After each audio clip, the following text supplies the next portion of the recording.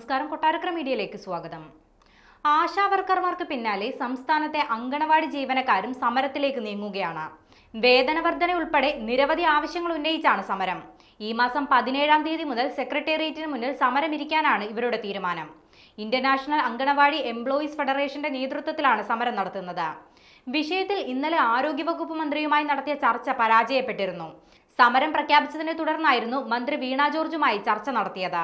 അതേസമയം സർവീസിൽ നിന്ന് വിരമിച്ച അംഗനവാടി ജീവനക്കാർക്ക് ആനുകൂല്യങ്ങൾ നൽകാൻ സർക്കാരിന് പണമില്ലെന്ന് വനിതാ ശിശുവികസന വകുപ്പ് അറിയിച്ചു.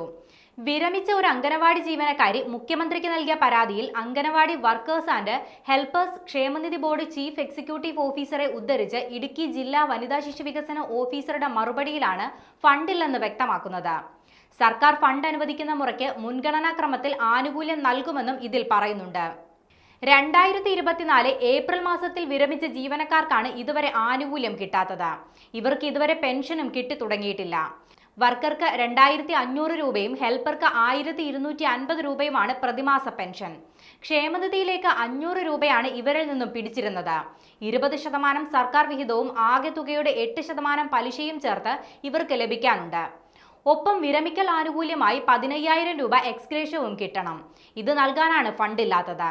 2024 2600 പേർ അംഗനവാടികളിൽ നിന്നും വിരമിച്ചിട്ടുണ്ട്. സാധാരണ നിലയിൽ പിറ്റേ മാസം മുതൽ പെൻഷൻ ലഭിക്കേണ്ടതാണ്. PF, ഗ്രാറ്റുവിറ്റി തുടങ്ങിയ ആനുകൂല്യങ്ങളൊന്നും അംഗനവാടി ജീവനക്കാർക്കില്ല. ആകെയുള്ളത് ക്ഷേമനിധിയും എക്സ്ഗ്രേഷ്യവും പെൻഷനും മാത്രമാണ്. ഇവ കൃത്യമായി ലഭിക്കണമെന്നാണ് ജീവനക്കാരുടെ പ്രധാന ആവശ്യം.